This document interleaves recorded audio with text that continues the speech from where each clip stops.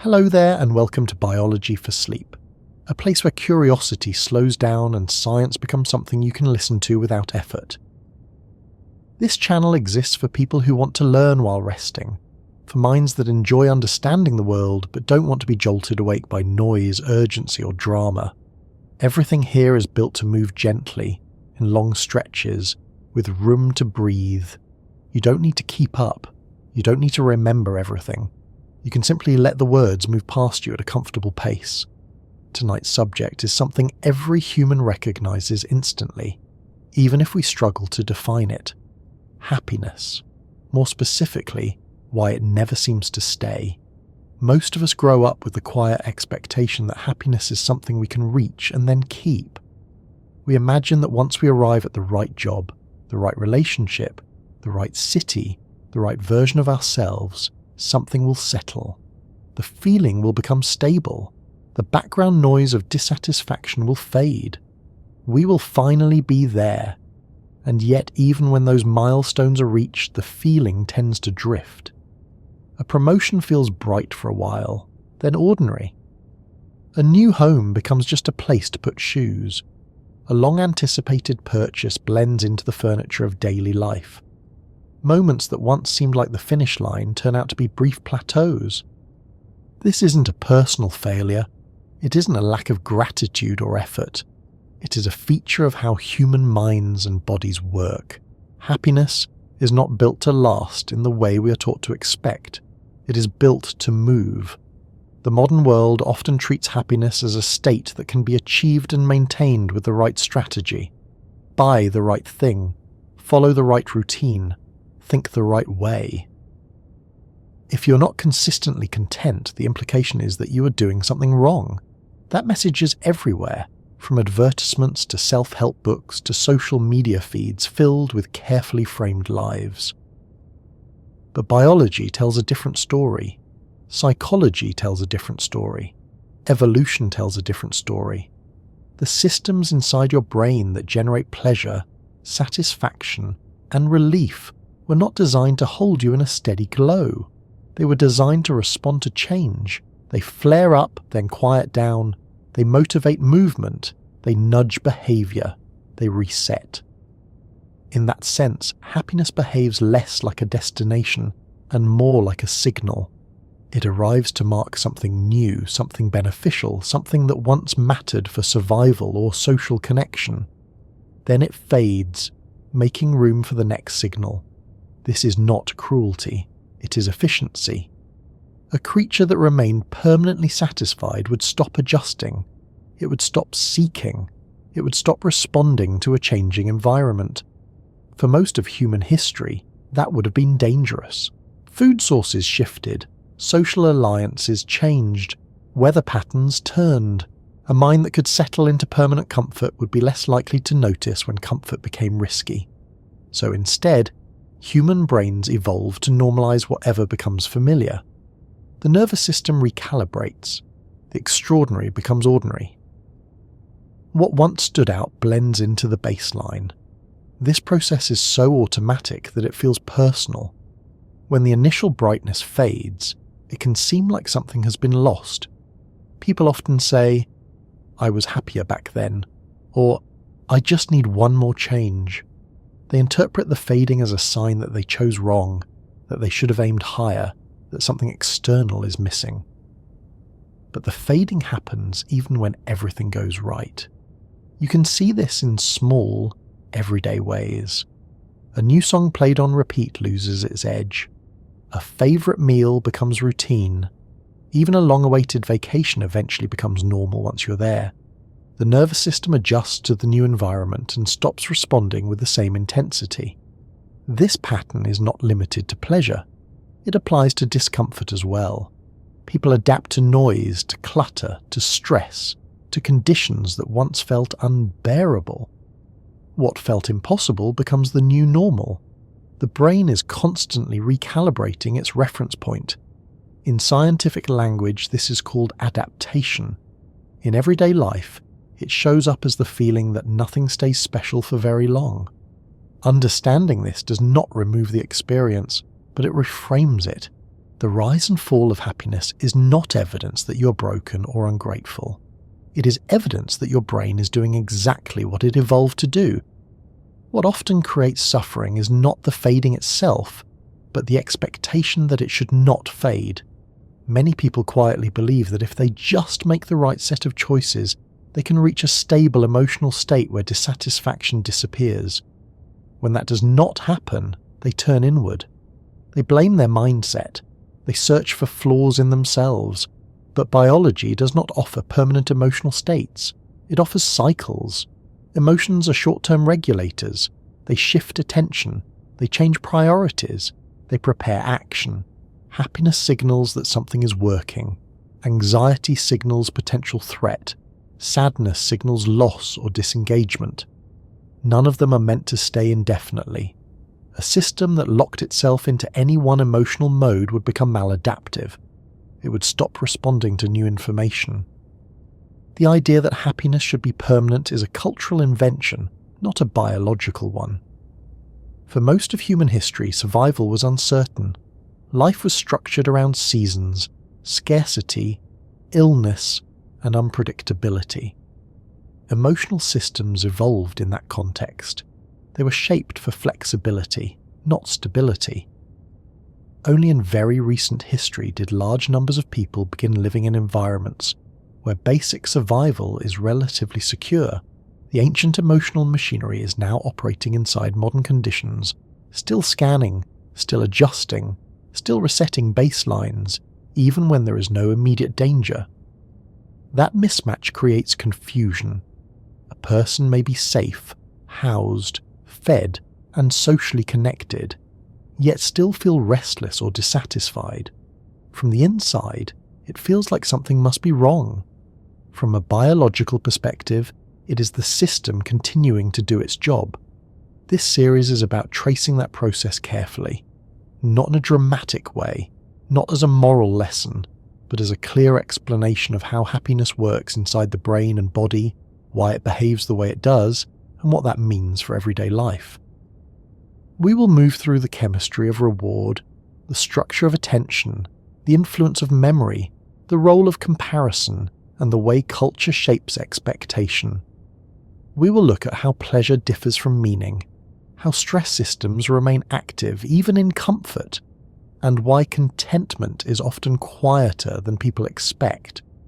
The goal is not to provide a formula for permanent happiness. Such a formula does not exist. The goal is to make the pattern understandable.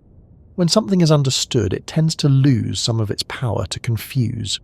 The rise and fall of feeling becomes less threatening when it is seen as a natural cycle rather than a personal failure. This does not make joy less valuable. It makes it more realistic. Happiness can be appreciated without being demanded to stay. That shift alone changes the experience of living. Instead of chasing a stable state that never arrives, attention can move toward how emotional systems actually function, toward rhythms instead of endpoints, toward processes instead of promises. This is not resignation. It is alignment with how human minds are built. If you're listening late in the day, your nervous system may already be easing out of its active mode. The body naturally lowers alertness, muscles soften, breathing slows, attention becomes less sharp. That shift is part of a daily cycle that has existed for as long as nervous systems have responded to light and dark. Just as wakefulness gives way to sleep, emotional intensity gives way to neutrality. Peaks flatten, valleys rise, the system returns toward baseline. Nothing has gone wrong when that happens. It is simply time doing what time always does inside living tissue. If you find this kind of explanation calming or interesting, a small gesture like liking the video or subscribing helps this space reach others who may be lying awake, searching for something steady to listen to. This channel grows slowly, through people who need a quieter pace and choose to pass it along. Now let the pace continue to soften. Happiness feels rare because it is temporary. It stands out against the background of ordinary experience. The mind remembers it sharply because contrast creates memory. A long stretch of neutral days rarely forms a clear narrative. but a moment of delight does. This is another reason people believe happiness used to be more frequent. Memory compresses routine and highlights peaks. Looking back, life seems to contain more bright points than it did in real time. The present feels flatter by comparison. That illusion feeds the idea that something has been lost. In reality, the pattern has not changed. Only the angle of view has. A child's days seem long not because more happiness is present, but because novelty is everywhere. Each experience demands attention. Each detail is logged. Later, those dense memories stretch the sense of time. Adulthood feels faster because repetition reduces memory markers. The emotional system has not become weaker. The environment has become more familiar. This is not a tragedy, it is a trade-off. Familiarity brings efficiency. It allows energy to be conserved. It allows complex systems like societies and technologies to function without constant overload. But it also means that intensity becomes rarer. Understanding this does not remove the desire for joy. It changes the way that desire is interpreted. Instead of asking why happiness will not stay, it becomes possible to ask what happiness is actually for. It is not a reward for living correctly. It is not a permanent state waiting to be unlocked. It is a brief alignment between expectation and experience.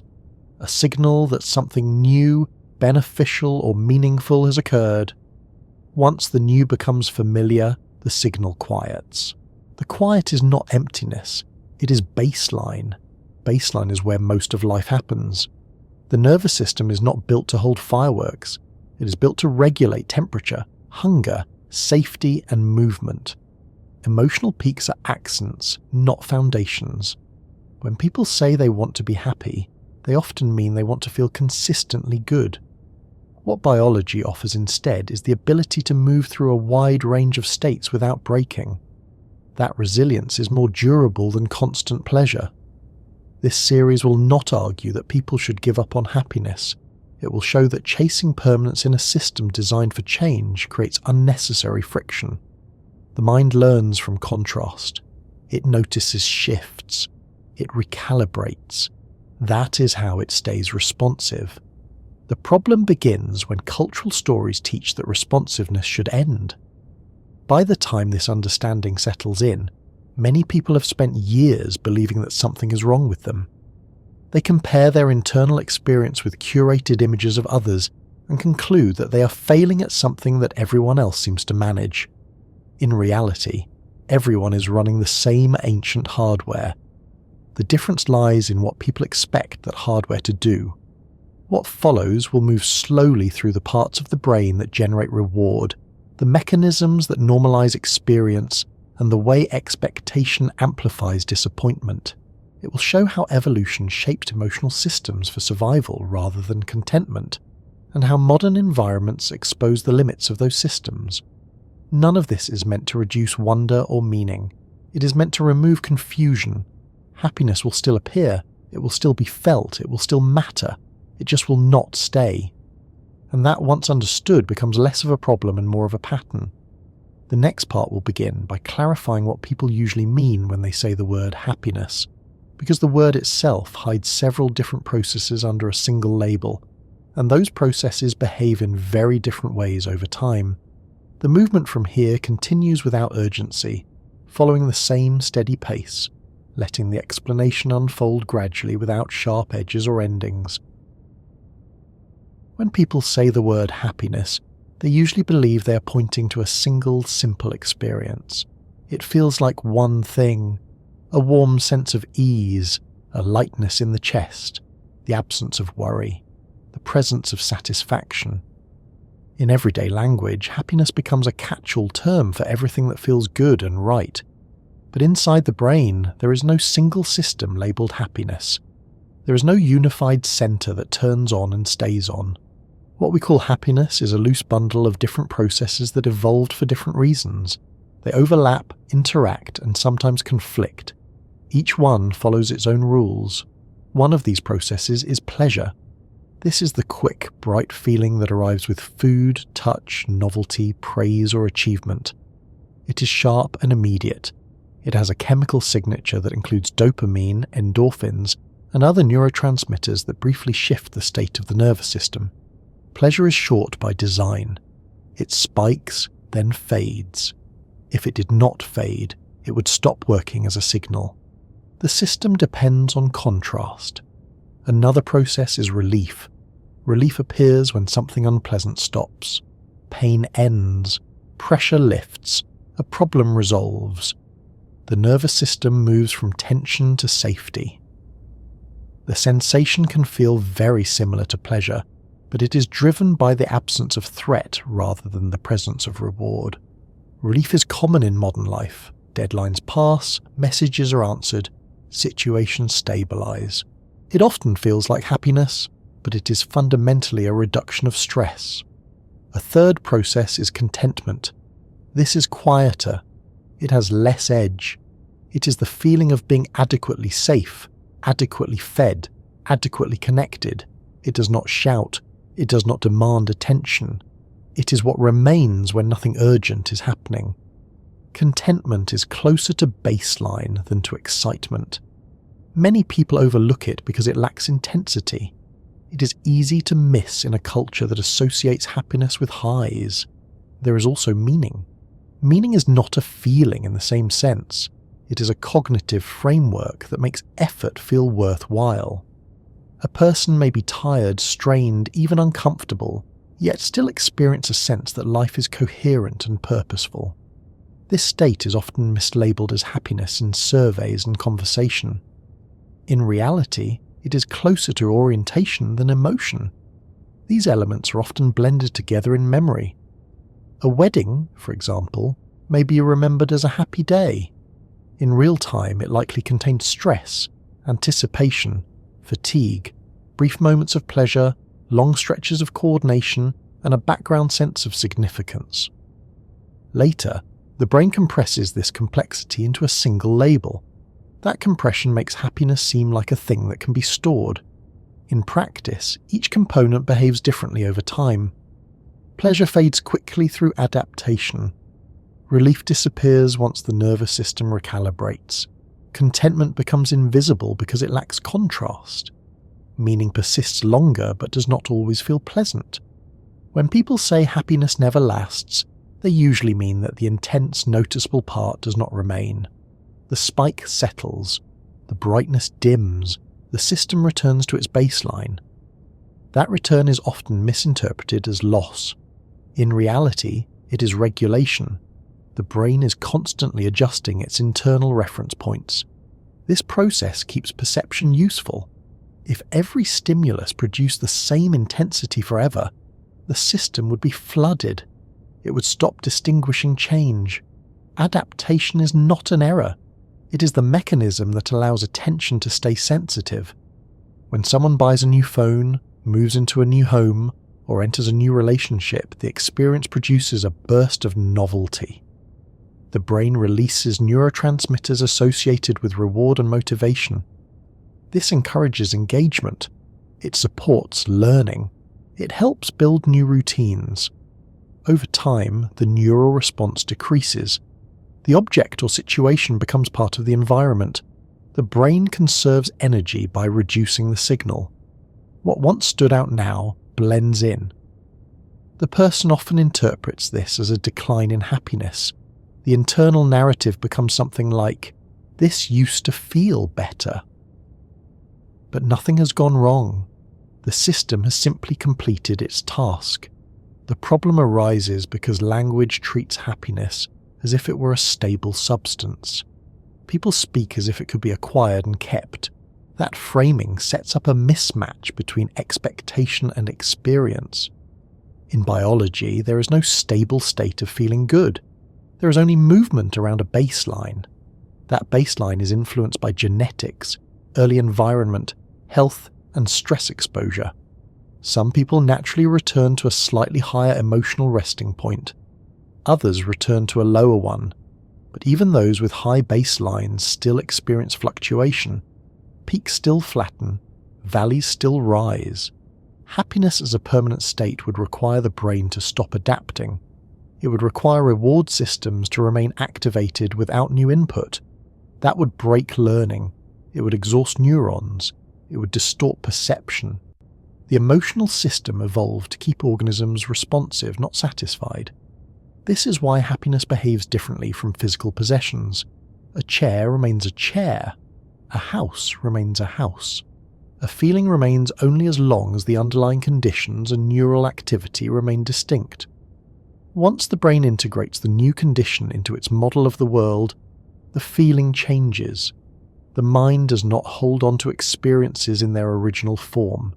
It holds representations, it updates them, it simplifies. People often chase happiness by stacking changes. New job, new city, new partner, new routine. Each change produces a spike. Each spike fades. The pattern repeats. From the inside, it feels like a personal cycle of hope and disappointment. From the outside, it is the reward system doing exactly what it evolved to do. The same mechanism applies to negative experiences. Chronic pain sufferers often report that the initial shock is worse than the ongoing condition. People adapt to noise, clutter, even difficult circumstances. The nervous system recalibrates. What once dominated awareness becomes background. This symmetry reveals something important. The brain is not designed to hold any state at peak intensity, whether pleasant or unpleasant. It constantly pulls experience back toward baseline. That baseline is what most days feel like. Culture tends to ignore baseline. Stories are built around peaks. Films end at the moment of resolution. Advertisements freeze the smile. Social media selects the highlight. The ordinary middle is rarely shown. As a result, people grow up believing that the peak is supposed to last. When it does not, they assume something is wrong with them or with their choices. Understanding that happiness is not one thing, but a bundle of short-lived processes helps dissolve that assumption. Pleasure fades, relief resolves, contentment becomes quiet, meaning persists without always feeling good. Each serves a function. None are designed to stay bright. The brain rewards change because change mattered. A new food source, a new ally, a new shelter. These were survival advantages. The reward system did not evolve to celebrate stability. It evolved to mark improvement relative to the recent past. Once improvement becomes the new normal, the signal quiets. Modern life offers constant stimulation. Notifications, purchases, achievements. Each produces a small reward. The system responds, then adapts, then waits for the next difference. This can create a treadmill effect. The baseline rises slightly, but expectations rise faster. What once felt like enough becomes ordinary. Ordinary begins to feel empty. The person concludes that happiness has vanished. In reality, the system has simply recalibrated. When people say happiness never lasts, they're often noticing this recalibration for the first time. They're noticing that feelings are events, not possessions. They're noticing that emotional systems are dynamic. This awareness can feel unsettling at first. It removes the promise that one day everything will settle into permanent ease, but it also removes the pressure to achieve an impossible state. If happiness is understood as a transient signal rather than a destination, then its disappearance stops being a failure. It becomes a transition. The mind is free to experience moments without demanding that they persist. This does not make life flat.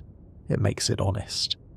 The next part will move deeper into the machinery that produces these shifts, focusing on the brain's reward circuits and the chemistry that makes certain experiences feel good in the first place, continuing in the same steady direction without breaking the flow.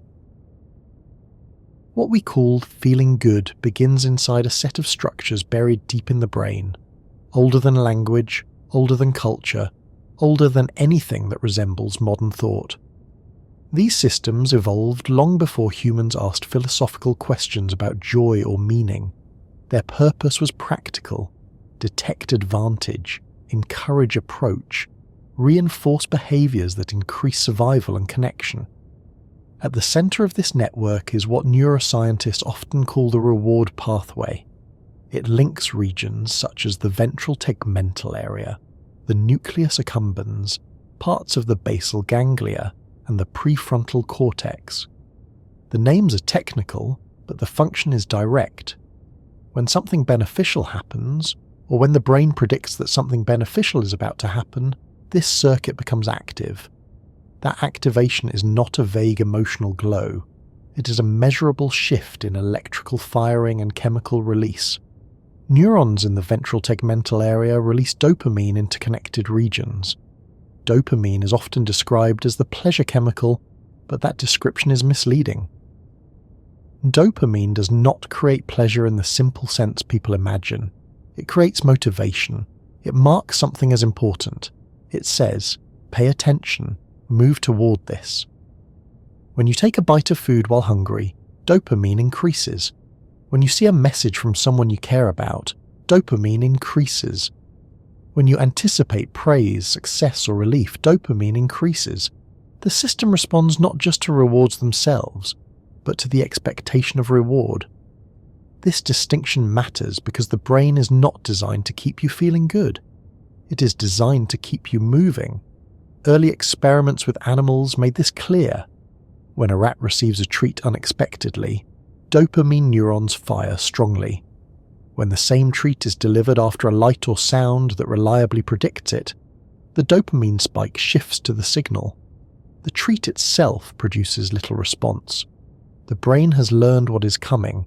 The reward is no longer surprising. Surprise is the key. Dopamine peaks when something is better than expected, when reality exceeds prediction. The first time you experience something new and positive, your brain has no model for it. Each detail creates prediction errors.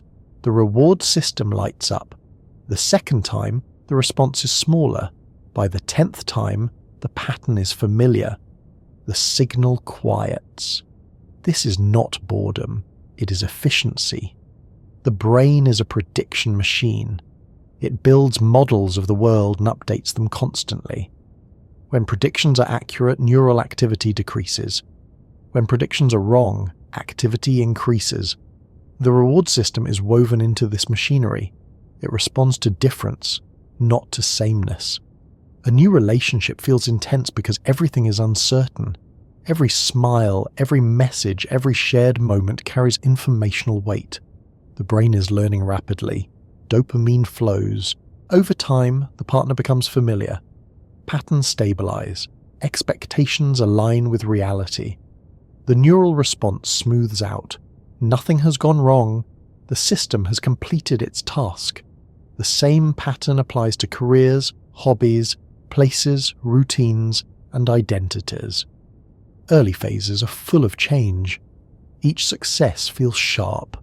Each improvement stands out. Over time, routines form. Outcomes become predictable. The internal response becomes quieter. People often interpret this quiet as loss of happiness. From the brain's perspective, it is mastery. The chemistry behind these changes involves more than dopamine. Endorphins reduce pain and create warmth. Serotonin is linked to mood regulation, social stability, and perceived safety. Oxytocin supports bonding and trust. Each system has its own dynamics. Each pulses and recedes. Endorphins rise during exercise, laughter, and relief. They fade quickly.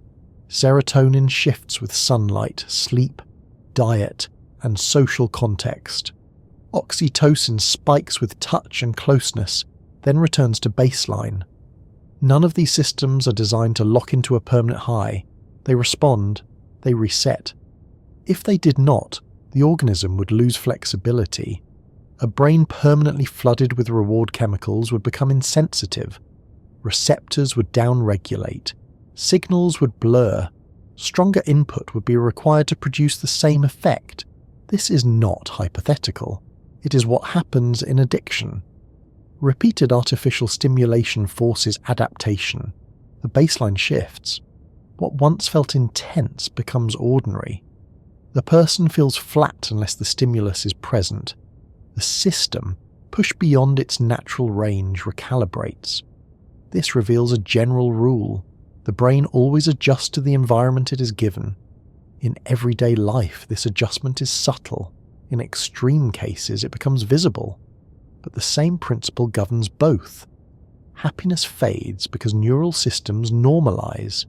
That normalization allows a person to function without constant emotional overload. Imagine if every meal felt like the first meal after starvation. Imagine if every safe night felt like rescue. Imagine if every friendly face produced the intensity of a reunion after years of separation. The nervous system would burn out, attention would fragment, learning would stall. The brain protects itself by reducing response to what becomes routine. This protection is often misinterpreted as emptiness. People say, "This doesn't make me happy anymore." What they usually mean is that it no longer produces a strong spike relative to baseline. But the absence of a spike is not the absence of value, it is the presence of stability. The reward system is not meant to be a permanent source of pleasure. It is meant to guide behavior toward improvement. Once improvement becomes normal, the guidance quiets. This is why happiness feels fleeting. It is tied to moments when expectation lags behind reality, when something is better than predicted, when a gap closes. The system is forward-looking. It is tuned to change, not to state. This is also why anticipation often feels more intense than arrival. Planning a trip can feel more exciting than being there. Imagining success can feel brighter than achieving it. The dopamine response peaks in the phase of pursuit. Once the goal is reached, the brain updates its model. The prediction error collapses. The chemical signal drops. People often chase the feeling of pursuit by setting new goals. This is not unhealthy. It is how motivation operates. The difficulty arises when people expect the feeling itself to remain. Biology never promised that.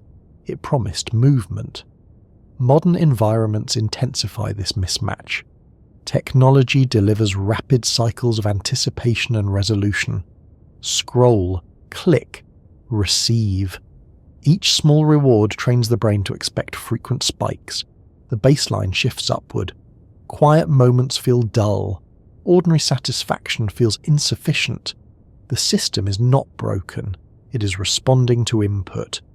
In this context, happiness feels even more fragile. Peaks become shorter. The drop feels steeper. The brain is doing what it has always done. It is recalibrating to the environment. Understanding this does not require rejecting pleasure. It requires recognizing its function. Pleasure is a teaching signal. It says, "This is worth repeating." Once repetition is learned, the signal fades. Happiness in the form of reward is not a home, it is a nudge. People who expect to live inside the nudge experience constant disappointment. People who understand the nudge can let it pass without interpreting it as loss. The movement continues by looking at how this reward machinery interacts with memory and expectation, shaping the feeling that happiness used to be stronger and should be again, allowing the explanation to unfold without pause. The quiet force behind the fading of happiness has a name in psychology: hedonic adaptation. It sounds technical, but the idea is simple. Whatever becomes familiar becomes normal. Whatever becomes normal stops standing out. The nervous system recalibrates its baseline to match current conditions, no matter how extraordinary those conditions once seemed. This process operates continuously, without conscious permission. It does not care whether the change is positive or negative. A person who moves into a larger home, earns more money, or enters a new relationship adapts in the same way a person who loses mobility, moves to a noisier street, or takes on more stress. The emotional system updates its reference point. What once felt like a peak becomes the new floor. This is not a flaw in human psychology. It is a fundamental feature of how perception works. Every sensory system adapts. Enter a dark room, and at first you see nothing. After a few minutes, shapes emerge. Walk into a loud environment, and the noise feels overwhelming. After a while, it recedes. Put on a watch, and within minutes you stop feeling it on your wrist. The brain filters out what does not change so that it can stay sensitive to what does. Emotion follows the same rule. The feeling of improvement fades because the system is designed to track change, not state. Researchers have observed this pattern across many domains. People who win the lottery report a surge of happiness. Within months or a few years, most return close to their previous emotional baseline. People who experience serious injuries often report intense distress at first. Over time, many also return toward baseline. The circumstances remain different. The internal reference point shifts. This does not mean that events do not matter. It means that the emotional impact of events is temporary. The brain does not anchor happiness to objects or outcomes. It anchors it to contrast. A raise feels good relative to the previous income. A new city feels exciting relative to the old one. A new relationship feels vivid relative to being alone. Once the comparison disappears, so does the intensity. People often misinterpret this as ingratitude. In reality, it is sensory normalization. The system that allows you to stop smelling your own house after a few minutes is the same system that allows you to stop feeling amazed by a new routine after a few months.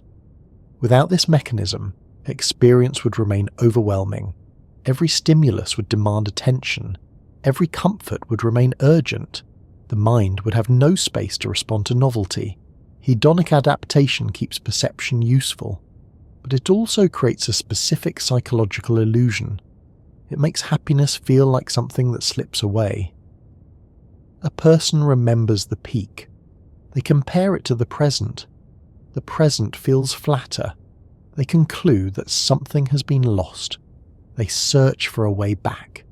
They assume the answer is another change. This fuels cycles of pursuit. New job, new goal, new partner, new environment. Each shift produces a temporary lift. Each lift fades. The person interprets the fade as failure. From the inside, it feels like chasing something that keeps moving. From the perspective of biology, it is simply recalibration. The system is not built to hold on to emotional highs. It is built to detect difference. Once the difference becomes part of the background, the system quiets. This applies even to identities. People adapt not just to possessions and environments, but to versions of themselves. Achieving a long-held goal often produces a brief sense of arrival. Soon, the new identity becomes ordinary. The person who once dreamed of being a professional, a parent, a homeowner, a graduate, wakes up one day and realizes that this life now feels normal. The dream has become routine. This is often interpreted as disappointment. In truth, it is integration. The nervous system does not preserve awe, it preserves function. Hedonic adaptation explains why people often overestimate the long-term emotional impact of future events. Psychologists call this affective forecasting. Humans are poor at predicting how they will feel over time. They imagine that a positive change will permanently elevate their mood, and that a negative change will permanently devastate it. In practice, both effects are usually smaller and shorter than expected.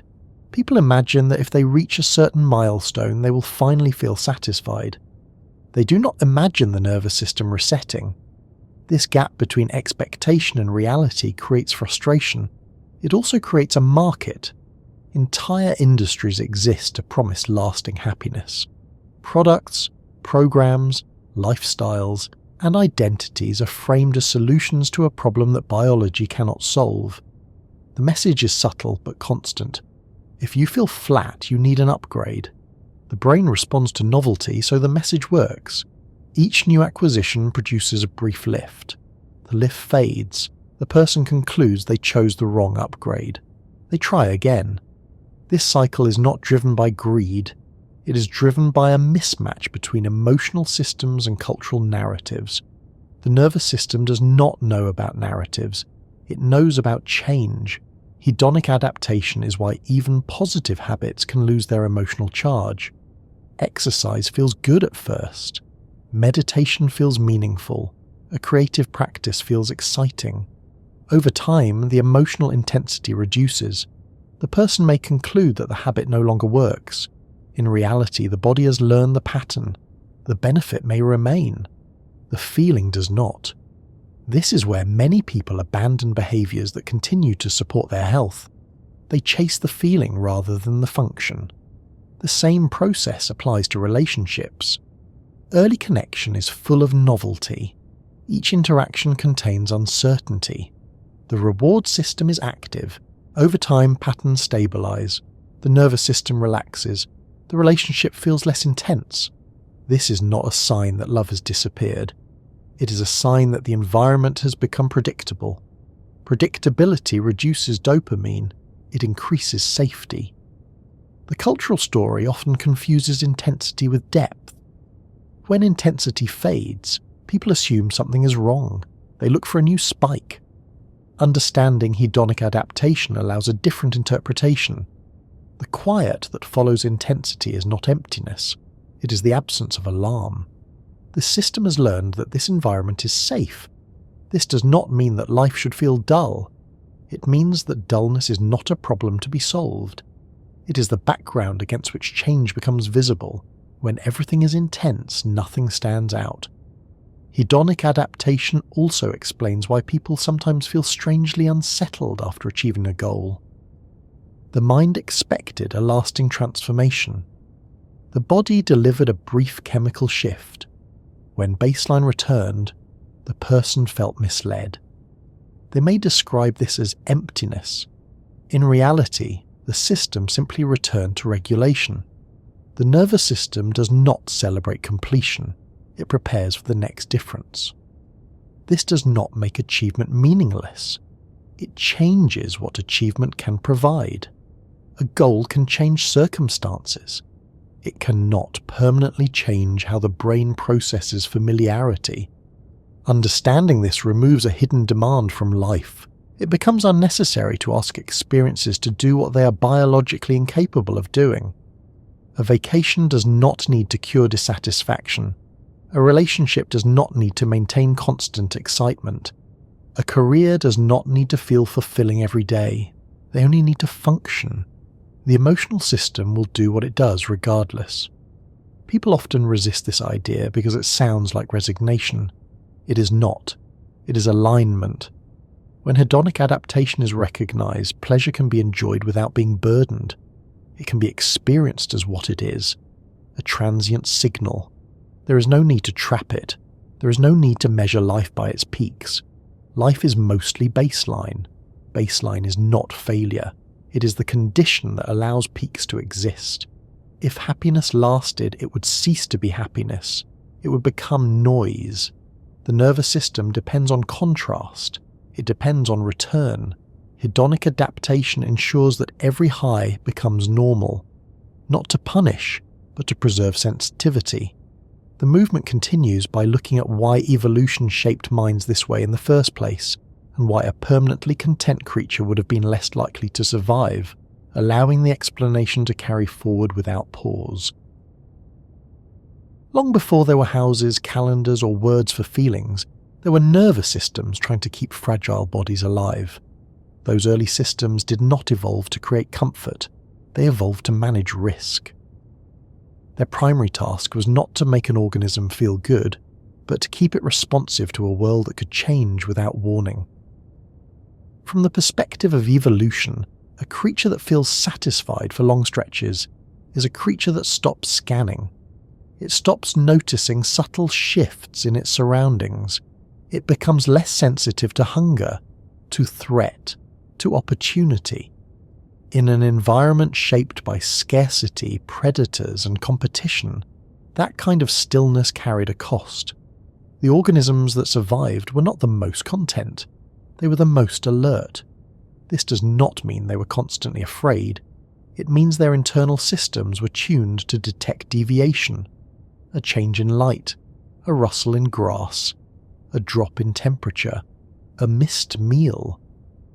The nervous system's job was to register these differences and adjust behavior quickly. Contentment, if it existed at all, could only be temporary. A creature that remained emotionally settled in one place would fail to notice when food became scarce, when arrival encroached, or when weather patterns shifted. It would not move in time, it would not adapt. So evolution favoured minds that return to neutrality quickly. That neutrality is what we experience as baseline. Baseline is not joy. It is readiness. In early human environments, survival depended on continuous adjustment. Hunting grounds changed. Social hierarchies shifted. Injuries occurred. Tools broke. Shelter failed. Every day required assessment. Emotional systems evolved to serve that demand. They were shaped to rise when something mattered and settle when it did not. They were shaped to clear the stage quickly. Pleasure did not exist to reward existence. It existed to mark improvement. Fear did not exist to punish. It existed to protect. Sadness did not exist to trap. It existed to signal loss and recalibrate attachment. These states were tools. They were never meant to be permanent homes. The modern idea that a good life should feel consistently pleasant would have been meaningless in early environments. There was no stable platform on which to rest. Even moments of safety were temporary. A fire kept predators away for now. A successful hunt fed the group for now. A shelter blocked wind for now. Now was all there was. Evolution does not design for satisfaction. It designs for continuation. A system that holds contentment too long becomes sluggish. It resists change. It underestimates danger. It loses the urgency that drives movement. From that angle, the fading of happiness is not a flaw. It is the nervous system returning to its primary role. Modern humans live inside conditions that their emotional systems were never calibrated for. Food is often available without effort. Temperature is controlled. Predators are rare. Many dangers are abstract. Deadlines replace droughts. Emails replace alarms. The ancient machinery continues to operate. It still scans. It still compares. It still recalibrates. But now it does so in an environment where many threats are symbolic and many rewards are repetitive. The result is restlessness without necessity. A person can be safe and still feel unsettled. This unsettled feeling is often interpreted as dissatisfaction with life. From a biological perspective, it is the system continuing to search. The brain evolved to treat comfort as temporary. When comfort persists, the system does not celebrate. It assumes that something must be missing. This is why people often feel uneasy during long periods of stability. They may describe it as boredom, stagnation, or emptiness. Nothing is wrong, but the system is quiet. Quiet feels unnatural to machinery built for vigilance. The mind begins to manufacture problems. It reviews the self. It reviews the environment. It compares. It imagines alternatives. This is not neurosis. It is adaptation without an outlet. Evolution never had to design a brain for centuries of relative safety. It only had to design a brain that survived the next winter. The emotional system is therefore conservative. It does not trust stillness. It does not assume that safety will last. It keeps a small amount of tension in reserve. That tension feels like lack. In the past, it drove movement. In the present, it drives rumination. This is why contentment was never the goal. A content creature stops looking. A creature that stops looking stops adjusting. A creature that stops adjusting becomes vulnerable. Even social happiness followed this rule. Early human groups depended on cooperation. Acceptance mattered. Status mattered. Being valued reduced risk. The emotional system therefore became sensitive to signs of belonging and exclusion. A small shift in social standing could determine access to resources and protection. The mind evolved to monitor these signals constantly. Modern life still triggers this machinery. Approval and comparison remain potent. Social media intensifies it. Each image becomes data. Each silence becomes information. The system cannot tell that exile no longer means death. It reacts anyway. In this light, the pursuit of lasting happiness becomes a kind of misunderstanding. It asks ancient machinery to do something it was never shaped to do. It asks a threat detection and opportunity-seeking system to become a comfort generator. The result is friction. People feel that life should be smoother than it is. They feel betrayed by their own minds. They search for ways to quiet the internal scanning. They attempt to optimize mood as if it were a thermostat. But mood is not climate control. It is feedback. It tells the organism how well its predictions match reality. When everything aligns, the signal softens. That softness feels like nothing. Nothing feels wrong. So the mind looks for something. Evolution never trained it to rest in nothing. This does not mean humans are doomed to dissatisfaction. It means that emotional systems require reinterpretation in modern contexts. A mind that evolved to track danger will continue to track difference. When real danger decreases, it will track symbolic difference. It will focus on status, achievement, comparison, self-image. These become proxies.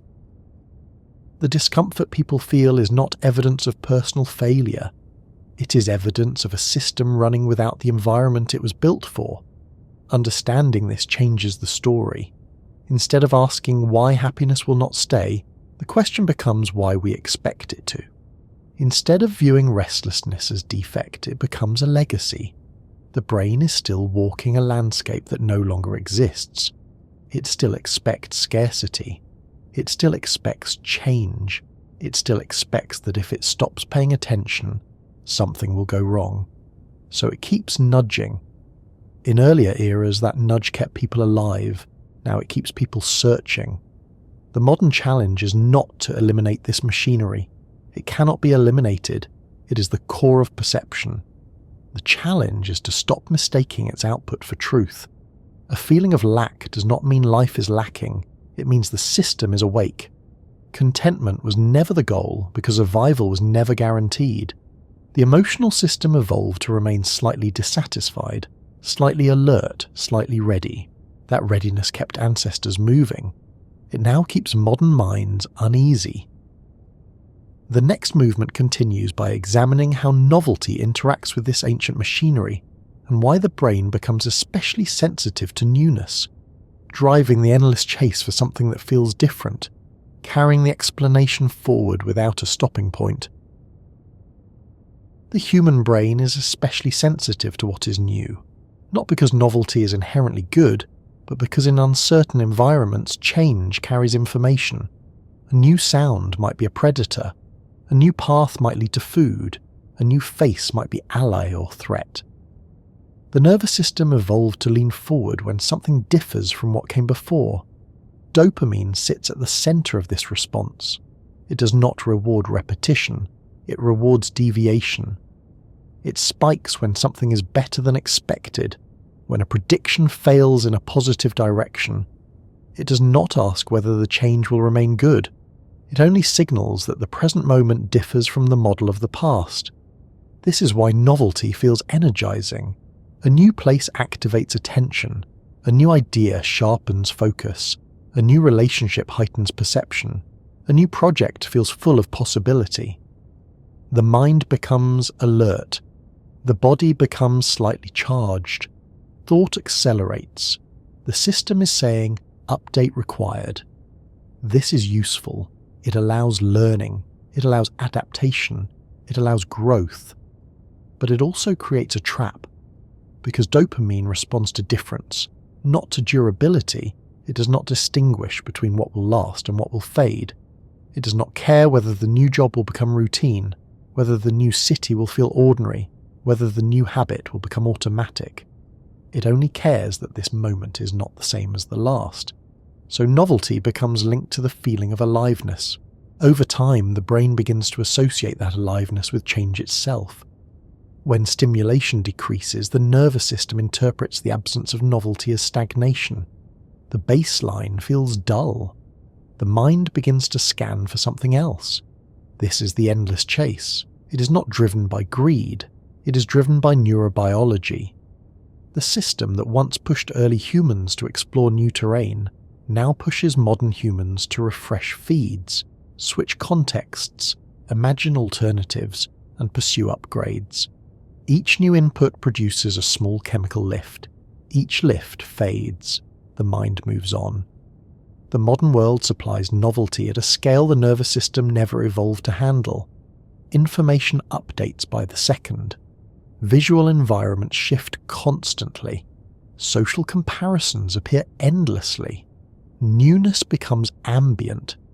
In this environment, the reward system is rarely allowed to settle. It remains in a state of low-level anticipation. The brain is always slightly leaning forward. This has consequences. First, it raises the baseline of expectation. When novelty becomes constant, ordinary life feels understimulating. Silence feels empty. Repetition feels like failure. Second, it shortens the lifespan of satisfaction. A new experience must be stronger than the last to produce the same effect. The nervous system adapts faster. Third, it reframes happiness as momentum. Feeling good becomes synonymous with moving towards something else. People begin to measure life by the presence of forward motion. When motion slows, they feel stuck. When things stabilize, they feel restless. This is not because stability is bad, it is because the reward system is quiet during stability. Dopamine is highest in pursuit, not in possession. This is why planning can feel better than arriving. Why imagining a change can feel more vivid than living inside it. Why anticipation often outshines experience. The nervous system is tuned to difference. Once difference disappears, the signal quiets. The endless chase emerges when people interpret this quiet as a problem.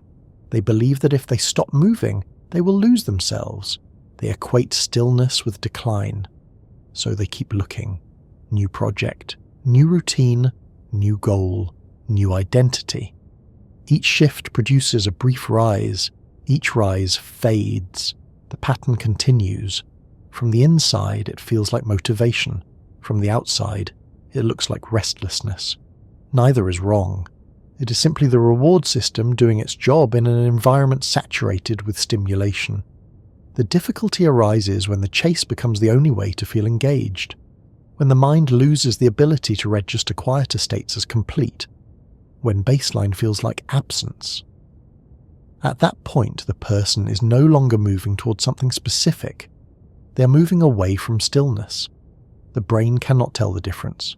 It only knows that novelty equals signal. Understanding this does not require rejecting change. Growth and exploration remain essential. It requires recognizing that the feeling of forward motion is not proof of direction. Novelty provides energy. It does not provide orientation. A person can move constantly and still feel empty.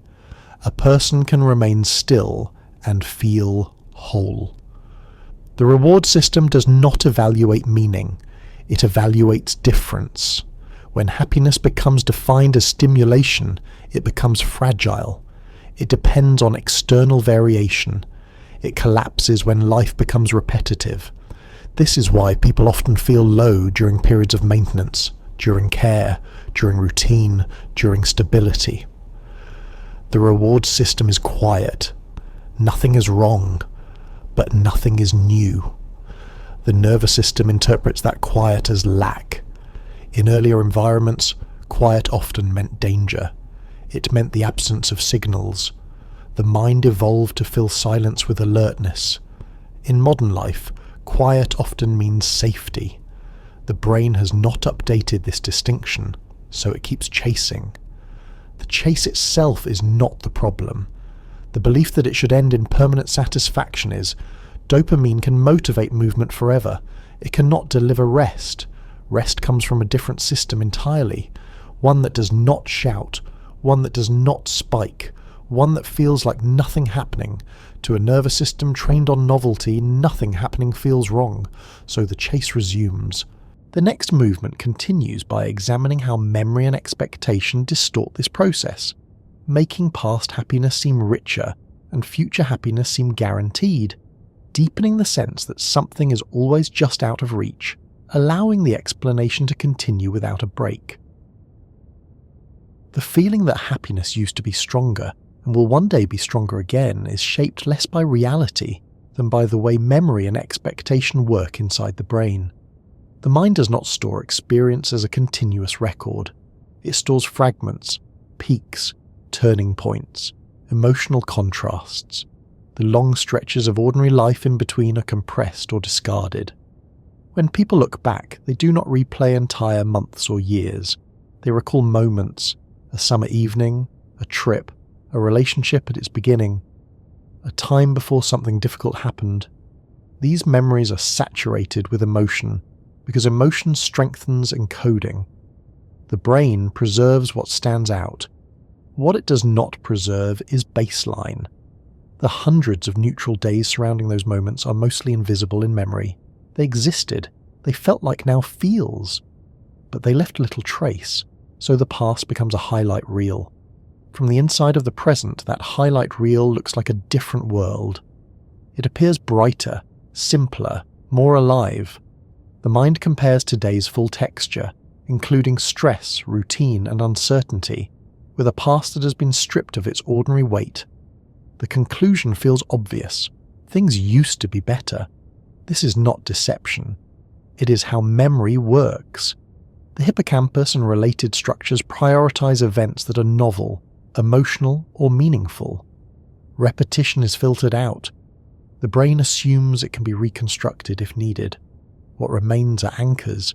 Those anchors are then coloured by current mood. When someone feels low, their memory becomes more selective. Positive fragments glow, negative details fade, the contrast sharpens. This is why nostalgia intensifies during periods of dissatisfaction. The mind is not accurately reconstructing a time, it is assembling an image from emotional fragments. Expectation uses the same machinery. The brain constantly simulates possible futures. It projects images of what might be. These images are constructed from the same fragments that shape memory. Peaks, contrasts, moments of relief or success. The future becomes a collage of highlights. A person imagines a different job and sees freedom. They imagine a different city and see energy. They imagine a relationship and see connection. The mundane parts are missing. The brain does not simulate laundry. It does not simulate boredom. It simulates change. So the future feels like it holds more happiness than the present. The present, by contrast, contains everything. It contains stress, fatigue, repetition. It contains the body. It contains obligations. It contains uncertainty. The future contains only promise. This asymmetry creates the illusion that happiness is behind or ahead, but never here. Memory removes baseline from the past. Expectation removes baseline from the future. The present is the only place where baseline exists, so the present always feels poorer by comparison. This illusion is reinforced by the way emotion biases recall. When people feel content, they rarely reflect on how good things are. Contentment is quiet. It does not demand narrative. When people feel restless, they search for contrast. They reach into memory. They project forward. The mind tells a story in which happiness is elsewhere. This story feels personal. It feels true. But it is built from how cognition compresses experience. Consider childhood. Many adults believe childhood was happier. In reality, childhood contained fear, boredom, confusion, frustration, and vulnerability. Those states are rarely remembered. What remains are peaks, play, holidays, freedom. The emotional tone of memory shifts. The same distortion applies to any past period. A person remembers a relationship as magical, forgetting the ordinary days. They remember a job as exciting, forgetting the routines. They remember a city as vibrant, forgetting the fatigue. Memory edits out the neutral. Expectation edits out the effort. Between them, the present never wins. This does not mean the present is worse. It means it is uncompressed. The mind experiences the present in full resolution. It experiences the past and future in highlight form. So happiness seems to have a location that is not here. This is one of the quiet engines of dissatisfaction. A person can be safe, supported, and functioning, yet feel as if they are missing something. They are not missing an object. They are missing contrast. The brain craves difference. It remembers difference. It imagines difference. Baseline becomes invisible. This invisibility leads people to undervalue what is stable. They feel that if nothing dramatic is happening, nothing meaningful is happening, they equate calm with stagnation. But calm is not empty. It is simply not encoded. Expectation magnifies this effect. When a person plans a change, their mind constructs a future that contains only improvements. The difficulties that will accompany the change are abstract. They have no emotional weight. The improvements feel vivid, so the future feels like a container for happiness. When the change occurs, the system adapts. The improvements become normal. The difficulties become concrete. The mind experiences the present again in full resolution. Disappointment follows, not because the change failed, but because the brain finally sees everything. This cycle repeats across domains. New routines, new identities, new goals. Each is imagined as a compressed highlight. Each becomes a full resolution present. The illusion persists because it is structural. It is not corrected by experience. Each new present feels flat compared to its imagined version. Understanding this does not remove the longing. It changes its meaning. Longing is not evidence that something essential is missing. It is evidence that the brain is comparing a complete reality with an incomplete simulation. Memory and expectation do not lie. They simplify. They evolve to guide behavior, not to provide balanced accounts. In early environments, this bias toward imagined improvement encouraged exploration. It kept organisms moving. It prevented stagnation. In modern life, it can create a permanent sense of being behind oneself. The mind is always half elsewhere. This is not a moral failure. It is cognitive architecture. When happiness is sought in time rather than in process, it becomes unreachable. The past is fixed. The future is imagined. Only the present contains actual sensation. But the present is also where adaptation occurs. So it feels quieter. The brain does not light up for what it already knows. It lights up for what differs. Memory and expectation ensure that difference is always located somewhere else. The illusion of better times is therefore not about time. It is about contrast. The next movement continues by examining how this illusion is intensified by social comparison, and how other people become reference points for happiness, reshaping internal baselines and expectations, allowing the explanation to carry forward without interruption. Human emotional systems did not evolve in isolation. They developed inside small groups where survival depended on cooperation, awareness of status, and sensitivity to social cues. For most of history, being accepted meant protection. Being excluded meant danger. Food, shelter, and safety flowed through relationships. The nervous system therefore learned to treat other people as essential reference points. This legacy remains. The brain does not evaluate experience in a vacuum. It measures relative position. Am I safe compared to others? Am I valued compared to others? Am I progressing compared to others?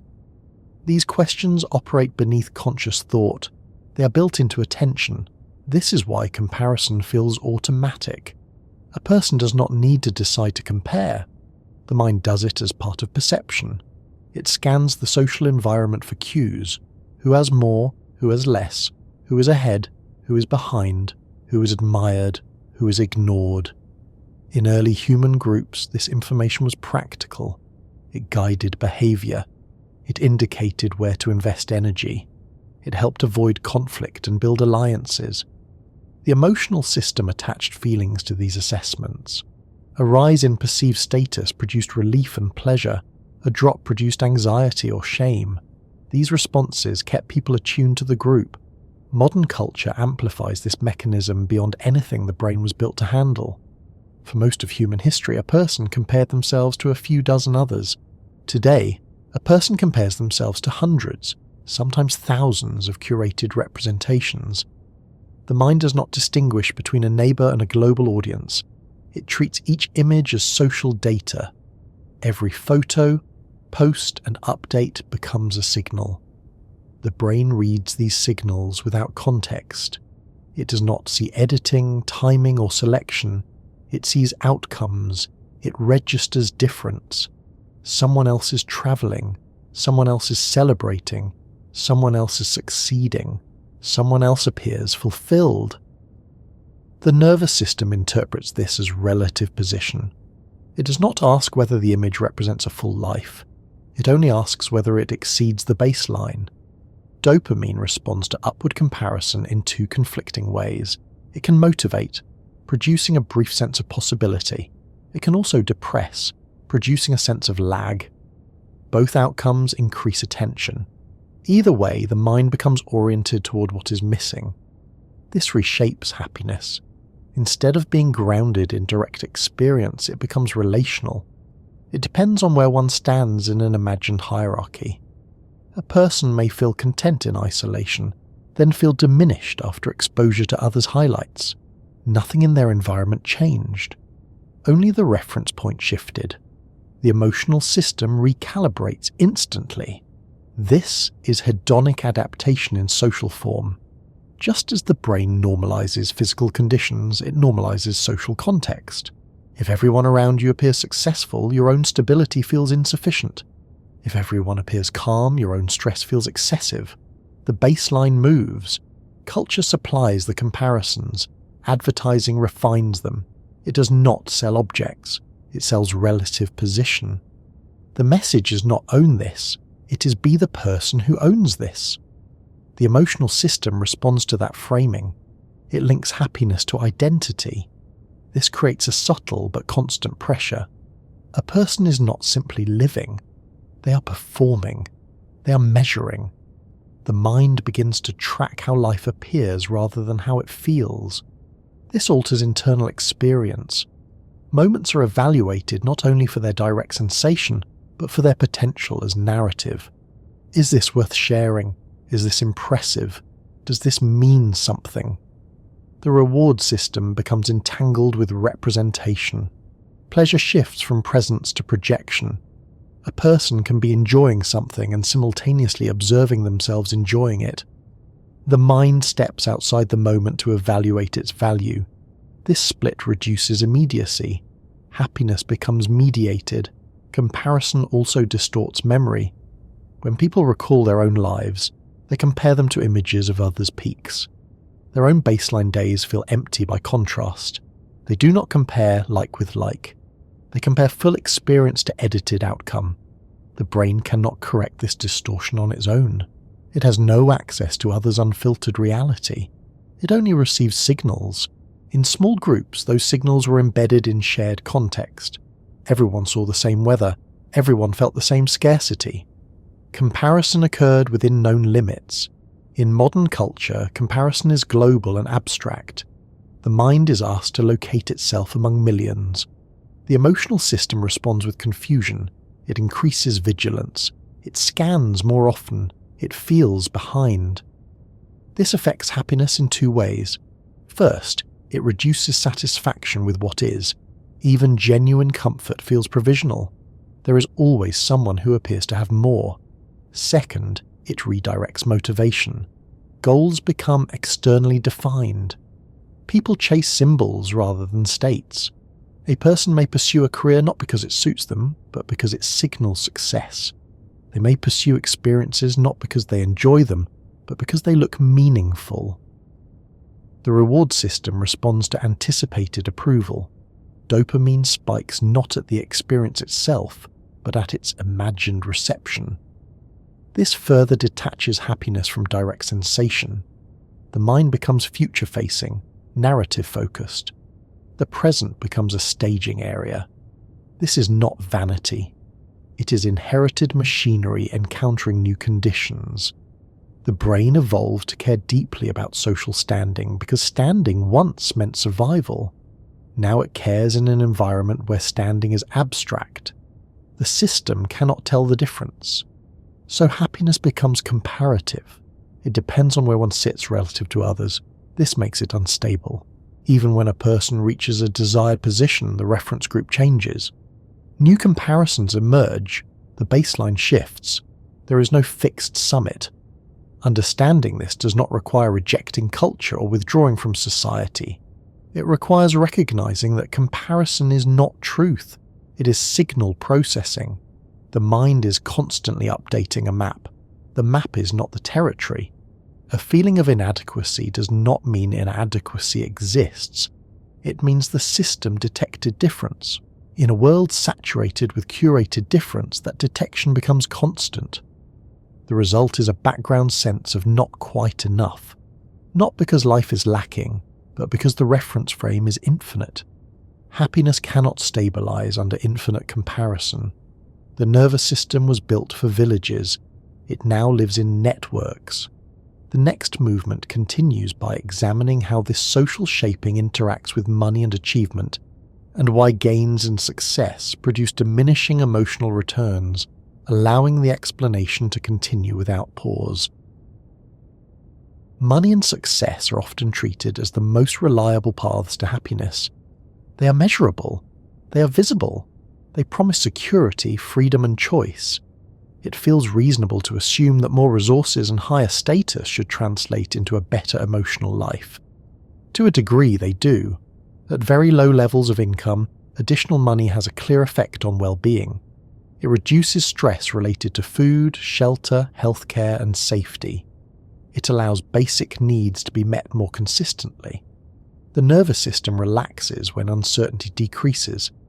In that range, money functions as a stabilizer. It removes constant threat.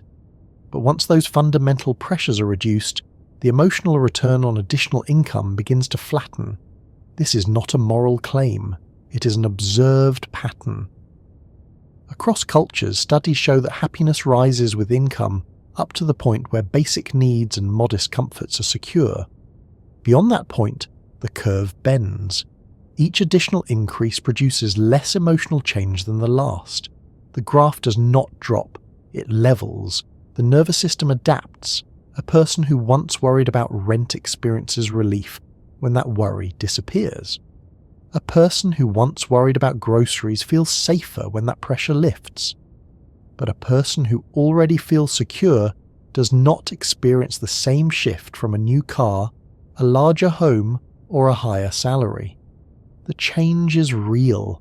The emotional system normalizes it. This is hedonic adaptation in economic form.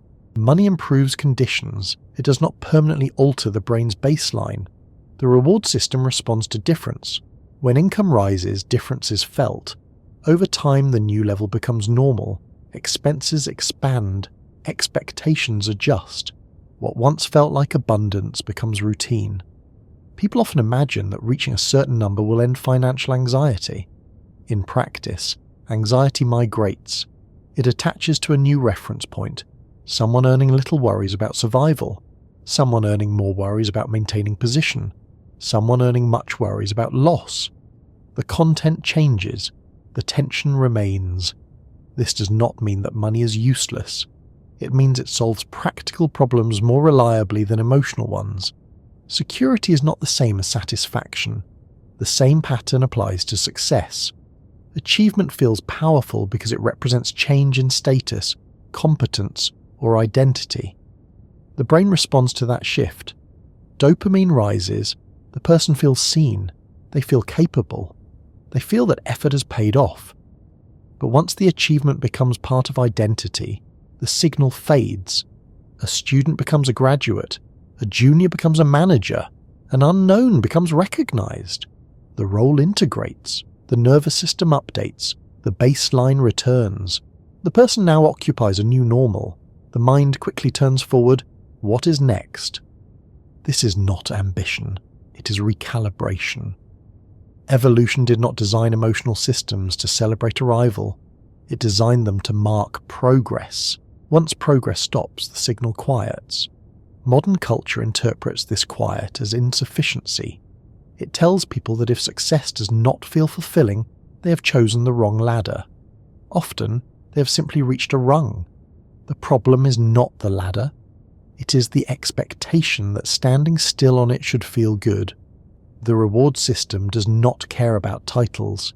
It cares about change. Success becomes emotionally potent only when it shifts relative position. Once that shift is absorbed, the nervous system looks for the next difference. This is why people often feel strangely empty after major accomplishments. The mind imagined a transformation. The body delivered a brief chemical response. The baseline returned. The person concludes that the achievement was hollow. In reality, the system behaved normally. This effect is amplified by cultural narratives. Stories end at the moment of triumph. Films cut at the kiss. Biographies peak at the breakthrough. The aftermath is rarely shown. So people grow up believing that arrival produces lasting internal change. When it does not, they feel misled. They assume something is wrong with them. The truth is that no external milestone can permanently override adaptation. Money and success can widen options. They can reduce chronic stress. They can create space. They cannot anchor happiness. The emotional system remains dynamic. It will always return to baseline. This does not mean that striving is pointless. It means that striving is not a substitute for understanding how the mind works. People who chase income and status for emotional reasons often find themselves trapped in a loop. Each gain produces a brief lift. The lift fades.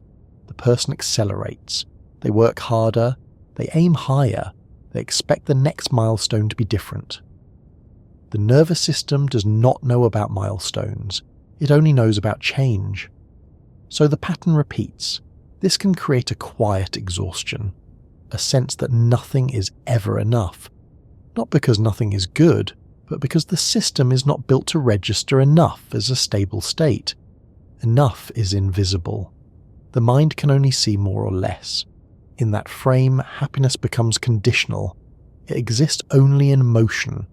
The person may achieve objectively remarkable things and still feel unsettled. This is often interpreted as ingratitude or neurosis. It is neither. It is adaptation combined with expectation. Money and success are powerful tools. They change what a person can do. They do not change how the brain normalizes experience. A larger house becomes a house. A higher income becomes a budget. A prestigious role becomes work. This does not erase value. It reveals the difference between external conditions and internal regulation. When people understand this, goals change. Instead of expecting achievements to provide emotional stability, they can be seen as what they are, structural changes. They affect environment, not architecture of feeling. The mind will still rise and fall. This realization does not require abandoning ambition. It requires removing a hidden demand. Success does not need to justify existence. Money does not need to generate meaning. They can serve their functions without being asked to solve emotional life. The next movement continues by examining how relationships interact with these same mechanisms, and why even love, connection, and belonging follow similar adaptive patterns, allowing the explanation to flow forward without closure. Relationships feel like they should be different from everything else. Money can become routine, jobs can lose their novelty, places can fade into the background, but other people seem alive in a way that objects and achievements are not. It feels intuitive to believe that connection should escape adaptation, that love should remain vivid, that closeness should continue to feel like a rival. Yet relationships are processed by the same nervous system that handles everything else. The brain does not have a special exemption for intimacy. It still predicts. It still normalizes. It still returns to baseline. In the early stages of a relationship, uncertainty is high. Every interaction carries information. The mind is alert. The reward system is active. Small signals feel large. A message, a glance, a shared joke can shift mood for hours. Dopamine and oxytocin interact. Motivation and bonding overlap. Attention sharpens. This phase feels alive because the brain is learning. As patterns stabilize, the nervous system relaxes. Expectations align with experience. The partner becomes familiar. Predictability increases. The system no longer needs to allocate as much energy. the emotional tone changes. People often describe this as losing the spark. Biologically, it is the spark completing its function. The nervous system is saying, this environment is known. The reduction in intensity is not the reduction in connection, it is the reduction in uncertainty. A stable bond is less stimulating than a forming one. The brain interprets that as less exciting. Culture often frames this shift as decline. Stories celebrate beginnings, songs center on longing. Media rarely depicts the texture of long-term connection. When it does, it often portrays it as dull or compromised. So people internalize a narrative in which intensity equals love. When intensity fades, they assume something is wrong. But the nervous system does not measure love, it measures difference. A partner who becomes part of daily life stops producing large prediction errors. Their presence no longer surprises, their affection no longer shocks. The system conserves energy. This is not emotional decay, it is integration.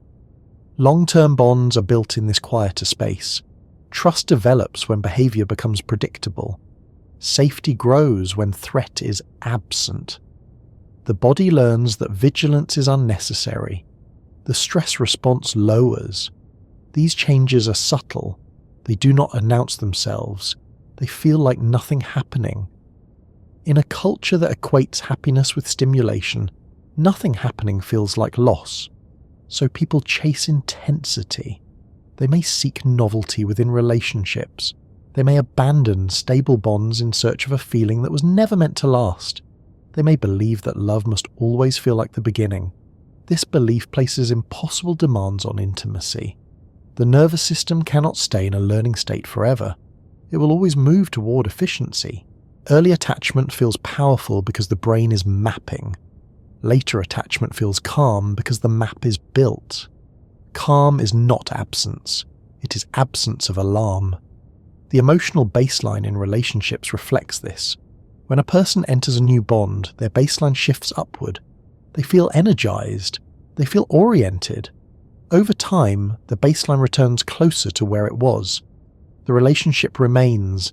The chemical novelty fades. This is often interpreted as disappointment. In reality, the system has absorbed the bond. The partner has become part of the environment. This pattern mirrors early development. Infants are intensely responsive to caregivers. Each presence is regulating. Over time, the child internalizes that security. The caregiver does not need to be present to calm the system. The bond becomes background. The adult nervous system does the same. A partner's presence becomes assumed. Assumed does not mean unvalued. It means expected. Expected experiences do not produce spikes. They produce stability. Stability feels flat to a reward system tuned for change. This is where many people become confused. They feel emotionally neutral in a relationship that functions well. They interpret neutrality as emptiness. They search for what is missing. Often, nothing is missing. The system is simply not being stimulated. This does not mean relationships should be static. Growth, communication, and shared change remain important. It means that intensity is not a reliable measure of health. A relationship that feels steady may be supporting the nervous system in ways that do not announce themselves. A relationship that feels intense may be stimulating uncertainty rather than connection. The emotional baseline adjusts to social environments just as it does to physical ones. A person who lives in chaos may feel unsettled in calm. Their baseline has adapted to volatility. Quiet feels wrong. A person who lives in stability may feel anxious in unpredictability. Their baseline has adapted to order. These baselines are not personality traits. They are nervous system calibrations. Relationships shape them. This is why breakups feel destabilizing even when the relationship was unhappy. The nervous system had adapted to that environment. Removing it creates prediction errors. The body interprets this as threat. Grief is not just emotional. It is physiological recalibration. The system must rebuild its model. In that rebuilding, even painful bonds can be missed, not because they were good, but because they were known. The nervous system prefers known discomfort to unknown possibility. This is not weakness, it is conservation. Relationships therefore become powerful anchors. They shape baseline in ways that feel like identity. When a bond forms, the system reorganizes. When it ends, the system destabilizes. Happiness within relationships follows the same arc as happiness elsewhere. It rises with change. It flattens with familiarity. The flattening is not failure, it is function. The challenge is that cultural narratives rarely acknowledge this. They teach people to expect perpetual emotional intensity from connection. When reality diverges, people conclude that something has gone wrong. This conclusion can erode bonds that are otherwise healthy. Understanding adaptation in relationships allows a different interpretation. Calm can be read as safety rather than boredom. Neutrality can be read as regulation rather than emptiness. A quiet bond can be read as a system at rest. This does not mean people should tolerate unhappiness. It means they should not confuse absence of fireworks with absence of value. Emotional baselines in relationships move the same way they move everywhere else. They rise with novelty. They return with familiarity. The next movement continues by examining how stress systems interact with this process, and why even in safety the brain remains biased toward threat, further shaping why happiness feels unstable, carrying the explanation forward without an ending. Even when life appears stable on the surface, the nervous system does not simply rest. It continues to scan, it continues to predict, it continues to look for signs that something might be wrong. This is not pessimism, it is design. The brain evolved in environments where danger could appear quickly and without warning. A sudden sound could mean a predator. A change in weather could mean exposure. A shift in group dynamics could mean isolation.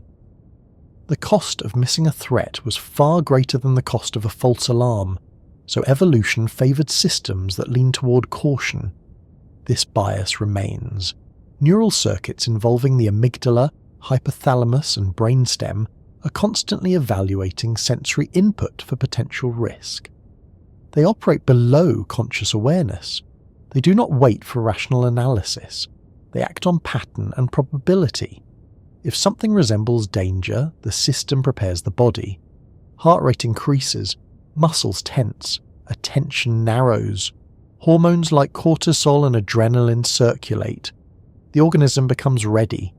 This response is life-saving in true emergencies. In modern life, the same machinery is activated by symbolic threats. An email, a bill, a social interaction, a memory, a thought about the future. The body reacts as if survival is at stake. The stress response does not distinguish between a predator and a performance review. From the inside, this feels like unease. Even in objectively safe conditions, the nervous system maintains a low level of vigilance. It keeps a small amount of tension in reserve. This is the baseline for many people. The presence of this background tension affects happiness. It makes calm feel incomplete. It makes stillness feel suspicious. It makes neutral moments feel like waiting rooms. The brain is biased toward noticing what might go wrong rather than what is going right. This bias has a name in psychology: negativity bias. Negative information is processed more deeply. It is remembered more vividly. It influences behavior more strongly.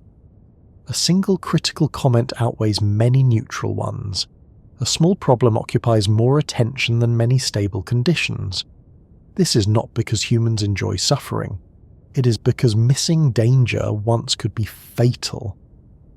The nervous system treats potential threat as more important than ongoing safety. Safety is assumed, threat is urgent. So the emotional system orients toward what is unresolved. This orientation shapes experience. A person may have many areas of life that are functioning well. One area that feels uncertain can dominate awareness. The mind circles it.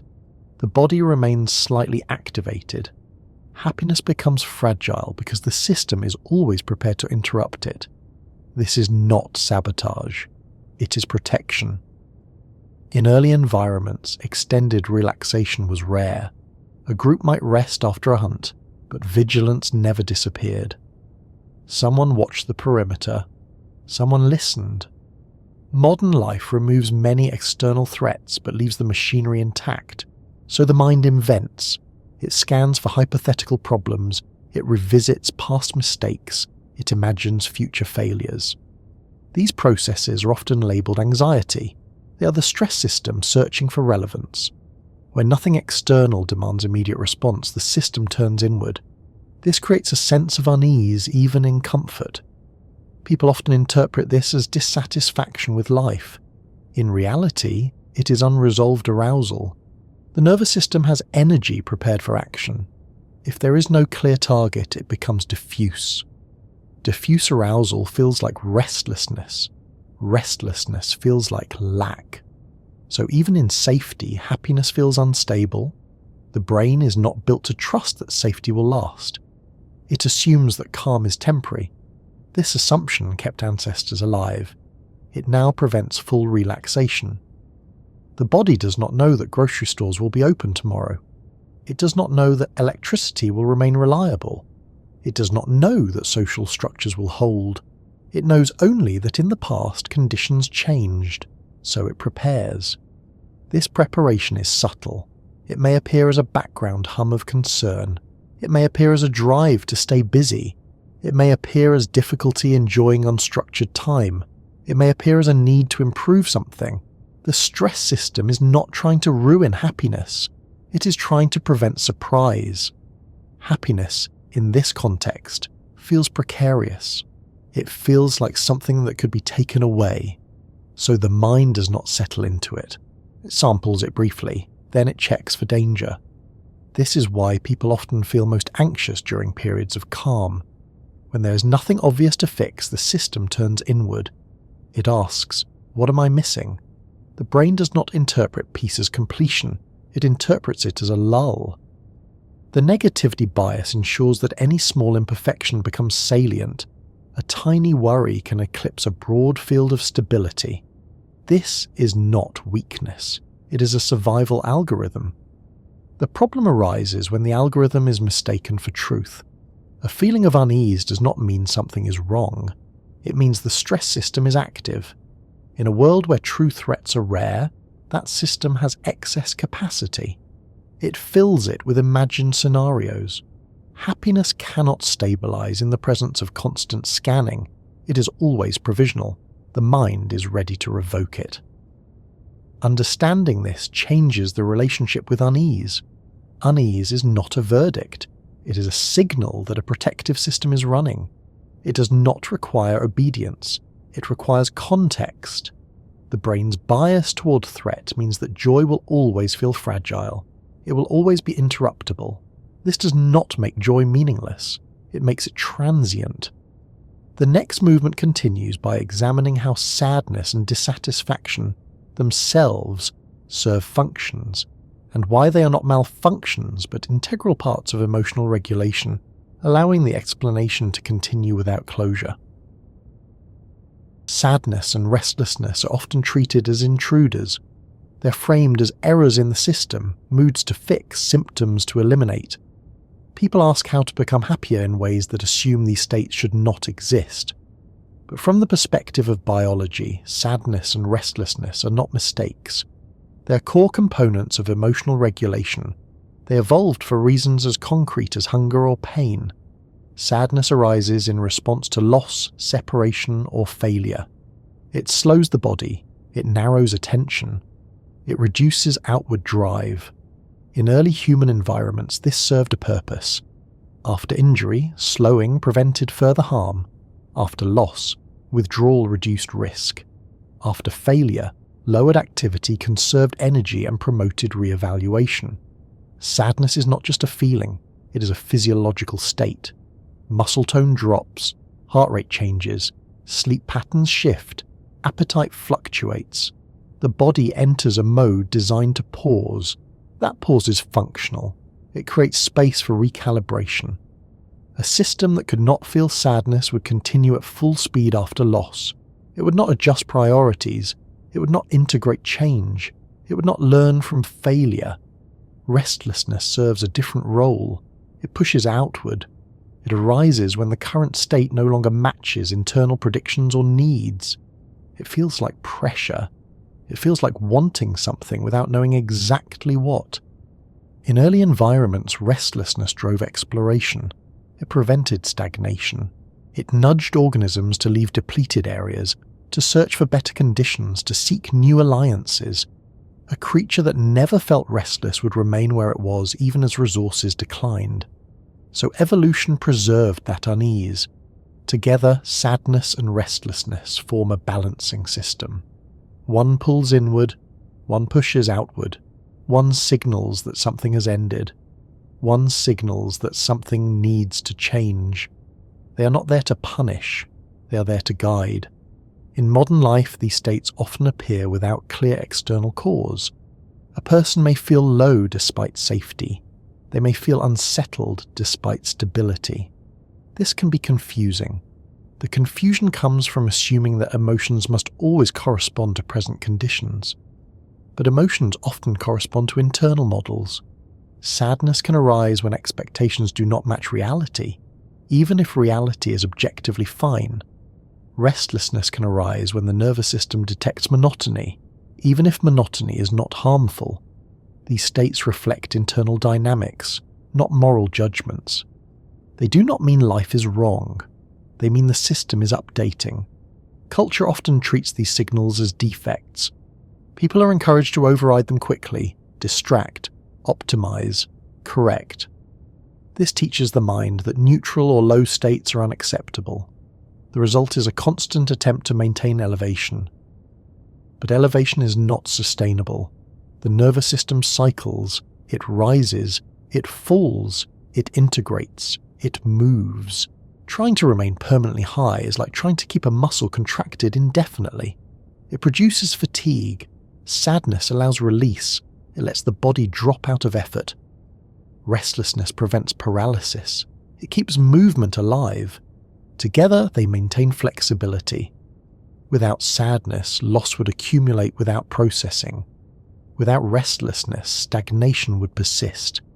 These states become problematic not because they exist, but because of how they are interpreted. When sadness is read as failure, people resist it. They tighten, they avoid, the emotion lingers. When restlessness is read as lack, people chase, they scatter, the system never settles. Understanding that these states are built-in reframes them. Sadness becomes a mode, not a verdict. Restlessness becomes information, not emergency. They are not evidence that happiness is broken. They are evidence that the system is alive. Happiness feels fragile because it shares space with these other modes. It is one state among many. It was never meant to replace them. A mind capable only of happiness would be a mind incapable of change. The emotional range exists because adaptation requires range. Modern narratives promise permanent positivity.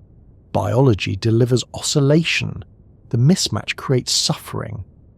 People believe that if sadness appears, something has gone wrong. If restlessness appears, something must be missing. So they fight what is natural. They interpret normal cycles as personal flaws. This increases friction. The body produces a signal. The mind rejects it. The signal intensifies. Sadness deepens into despair. Restlessness escalates into anxiety. Not because the states were harmful, but because they were resisted. In early environments, sadness would pass when conditions changed. Restlessness would pass when movement occurred. The system resolved itself. In modern life, conditions may not change quickly.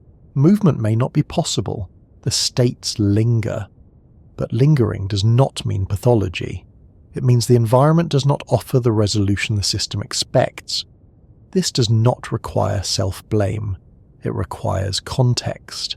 Happiness is not the absence of sadness or restlessness. It is a temporary alignment within a system designed for motion. Expecting happiness to erase other modes misunderstands what happiness is. It is not the goal state. it is a phase, a system that never leaves it would stop functioning. The presence of sadness and restlessness does not mean happiness failed. It means the system is cycling. This perspective does not remove discomfort. It removes its moral weight. A low day is not evidence of a low life. A restless season is not evidence of emptiness. They are parts of regulation. They keep the organism responsive. They ensure that life remains dynamic. The next movement continues by exploring the difference between pleasure and meaning, and why meaning can provide a different form of stability than emotional highs, allowing the explanation to keep unfolding without a stopping point. Pleasure and meaning are often treated as variations of the same thing. People speak as if a meaningful life should feel good most of the time, and as if feeling good is proof that something is meaningful. In reality, these two experiences arise from different systems and serve different functions. Pleasure is rooted in the reward circuitry. It depends on dopamine, endorphins, and other short-acting signals. It responds to novelty, relief, and positive deviation from expectation. It is immediate. It is sensory. It fades quickly because it is designed to move behavior. Meaning is not a chemical spike. It is a cognitive frame. It emerges from how a person understands their actions in relation to values, identity, and continuity over time. It is not felt in the body in the same way. It is recognized rather than sensed. A person can experience pleasure without meaning. A person can experience meaning without pleasure. These states often overlap, but they are not the same. Pleasure feels like happiness. Meaning often feels like coherence. Pleasure is a signal. Meaning is a structure. This difference explains why pleasure cannot stabilize happiness, while meaning can stabilize direction. A pleasurable activity can lose its emotional impact through adaptation. A meaningful activity can lose intensity, but retain significance. The nervous system may normalize the feeling, but the cognitive framework remains. Consider a parent caring for a child. Much of that work is tiring, repetitive, and emotionally flat. There are moments of joy. There are many moments of routine. The activity does not produce constant pleasure, yet it can feel deeply meaningful. The meaning does not come from chemical reward. It comes from narrative, from identity, from continuity, from the sense that actions connect past and future. Meaning answers a different question than pleasure. Pleasure asks, "How does this feel now?" Meaning asks, "What does this contribute?" The brain processes these questions in different ways. Pleasure is local. Meaning is longitudinal. It spans time.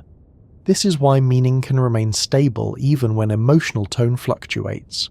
A person can feel tired, discouraged, or bored, and still know that what they are doing matters.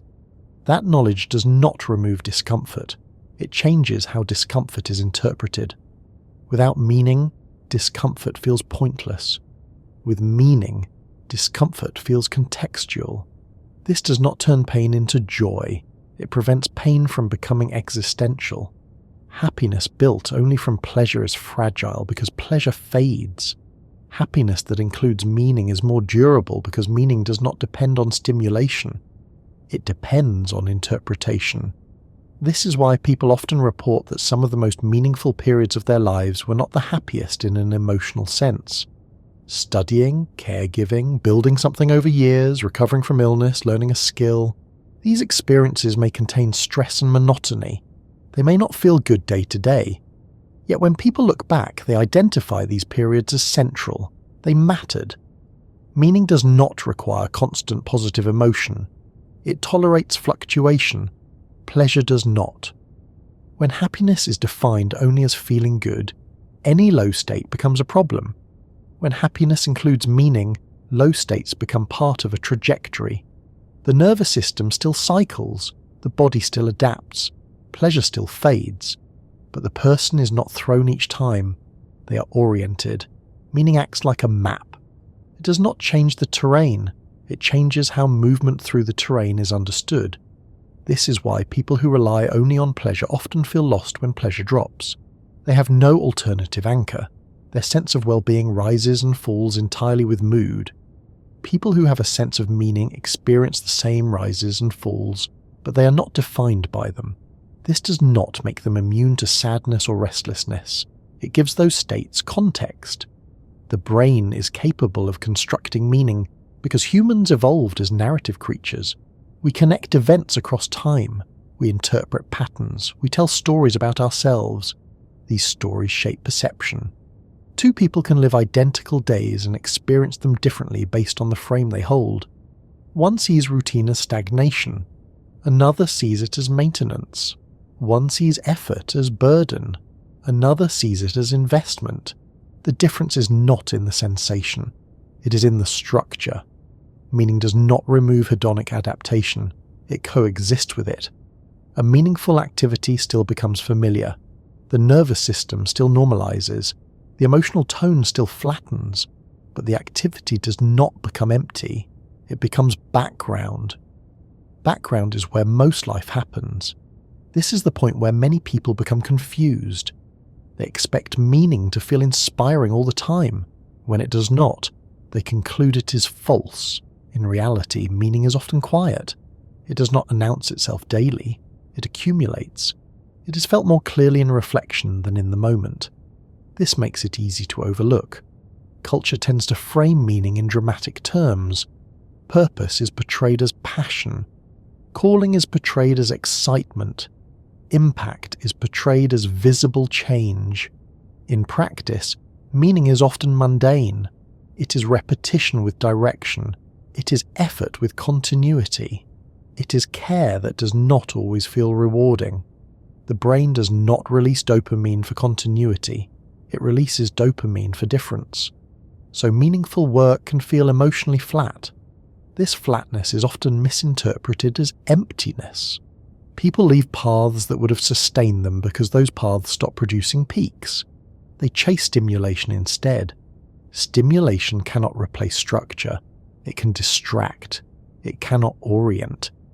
This does not require choosing suffering over pleasure. It requires recognizing that pleasure and meaning operate on different axes. A life built only around pleasure becomes narrow. It depends on constant input. It becomes reactive. A life built only around meaning can become rigid. It may ignore the body's needs. It may suppress joy. Balance is not achieved by maximizing either.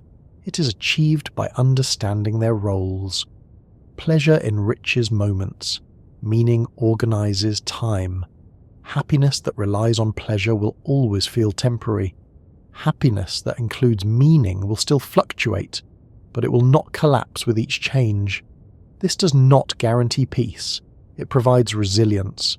A person can wake up tired, feel unmotivated, and still move through the day without interpreting that state as failure. They are not trying to feel good. They are participating in a pattern that extends beyond mood. This changes the relationship with emotional cycles. Low days do not threaten identity. High days are appreciated without being demanded. Happiness becomes less about holding a feeling and more about inhabiting a direction. The nervous system continues to adapt. Pleasure continues to fade. Sadness and restlessness continue to appear. But they appear inside a frame that can hold them. Meaning does not stop the weather. It provides shelter. The next movement continues by examining what actually makes happiness more stable in practice. Not by freezing emotion, but by changing how the system is engaged, allowing the explanation to continue without conclusion.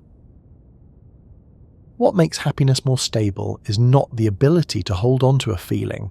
It is the ability to stop demanding that a feeling remain. Stability does not come from freezing emotion. It comes from reducing the system's dependence on peaks. The nervous system is dynamic. It will continue to rise and fall. It will continue to adapt. No practice, philosophy, or habit can override that. What can change is the relationship between the mind and those movements. Most instability comes from interpretation. A rise is interpreted as success. A fall is interpreted as failure. This turns normal cycles into a personal story. Stability begins when emotional change is no longer read as verdict. This does not mean ignoring feelings, it means recognizing their function. A low state can be seen as a phase rather than a conclusion. A high state can be enjoyed without being treated as a destination. This shift alone reduces volatility. Many strategies that appear to increase happiness actually do something else. They widen tolerance, they reduce reactivity, they strengthen the ability to stay present during emotional change. Sleep, for example, does not make people permanently happy. It stabilizes neural regulation. A rested nervous system returns to baseline more smoothly. It does not amplify peaks, it shortens valleys. Movement does something similar. Physical activity modulates stress hormones. It improves interoception. It gives the body an outlet for arousal. It does not create constant pleasure. It reduces accumulation. Connection does not guarantee joy. It provides regulation. Being seen and heard calms threat circuits. It makes low states less isolating. It does not remove them. Routine does not excite. It reduces cognitive load. It creates predictability. It lowers background vigilance. The mind can rest. These factors do not elevate mood permanently. They narrow the swing. They change amplitude, not direction. The nervous system becomes less reactive. That reduction feels like stability. Another factor is attention. Where attention rests determines what is amplified.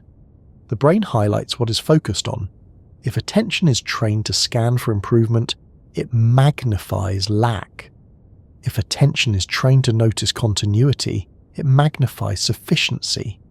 This is not positive thinking, it is sensory calibration. A person can learn to register baseline. They can learn to notice what is not changing.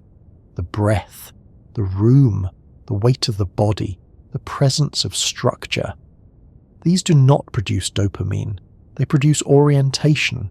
Orientation reduces uncertainty. Uncertainty fuels stress. Reducing uncertainty reduces volatility.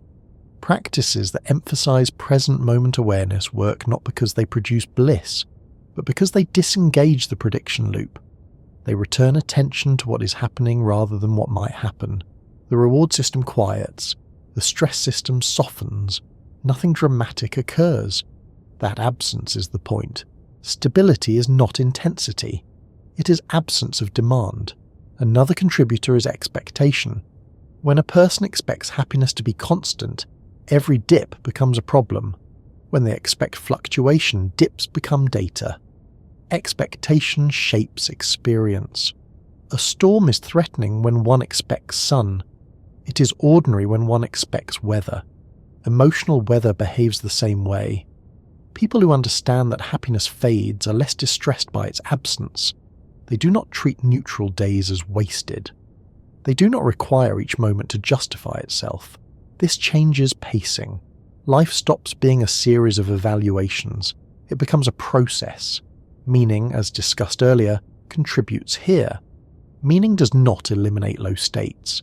It allows them to exist without collapse. A person with direction does not need each day to feel good.